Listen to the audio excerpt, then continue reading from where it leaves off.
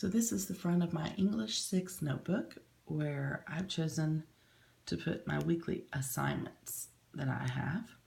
And your student might prefer to just put a cover page with their name and the subject or some fun pictures. So that's personal preference. When you open the book, I went ahead and put in the form from our teacher student parent night where it has some helpful tips.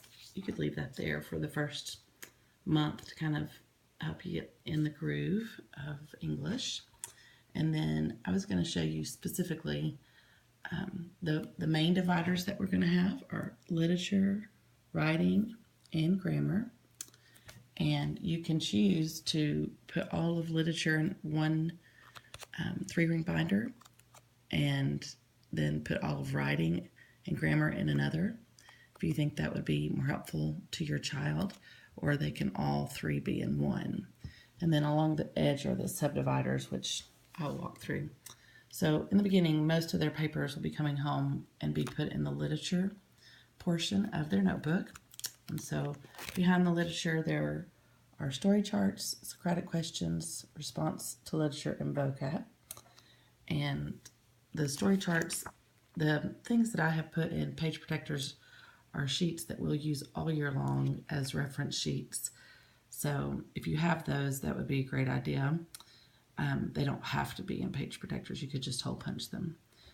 So, and I put notebook paper behind the story charts because they'll be drawing their own story charts. But you could also put the paper at the back of the binder and they can just access that paper as needed in class. And then the Socratic questions. I know Socratic sounds fancy, but all that is we have a page of questions for setting and for character, conflict, plot, theme, and style. And while we go through picture books together in class and then they come home and narrate them on the weekly assignments, I will tell you which sheet to go to and which questions to discuss with them. And that's where you're going to find that is in your student's notebook with these pages, or you can also find these pages on my rec cup. So this one is setting, and then we have characters and questions about conflict, plot, and so forth. So the next subcategory is going to be response to literature. So I would just say put that in there, and I'll explain that later. It'll be something we do as we read our novels. It'll be a writing assignment that goes along with the literature.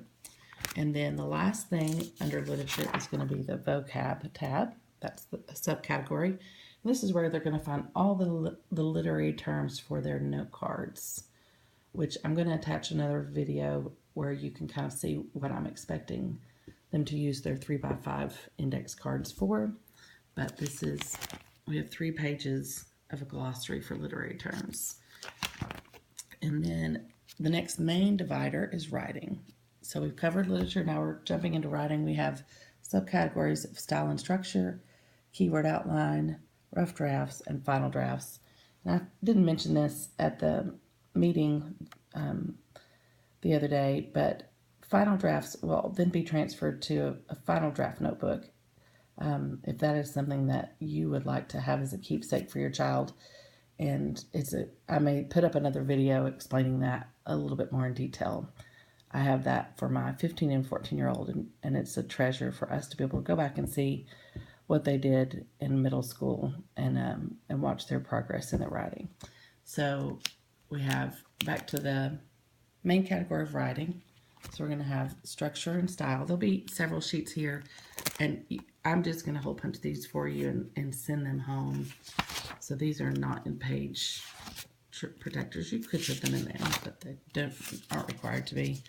And then there'll be a page proofreading marks, so they'll be understand how I'm communicating them and things that they might need to fix. And then this would be a sample rubric that we would use to grade their checklist, but they won't be getting any of these pages for a while. And then they also won't be using the rest of the writing section until more into the second quarter. But they need to have a section for their keyword outlines. That'll be the first thing I teach them to do. And then rough drafts and final drafts. And then the last main category is grammar. And there won't be a lot behind here, but they will be memorizing, along with me, this sentence classification chart, so it's a great place for them to keep the different ones, and they'll be able to see their progress as they get better and better at understanding and being able to do this. And then periodically, we're going to do an analytical task sheet where they will take a sentence and they will parse it and also check it off according to the sentence classification worksheet that we've been learning, and then they'll diagram that sentence there. And I would put at the back of the notebook loose leaf paper so that they can access that to do the assignments that I give them as we're going through the year. Sure hope this is helpful.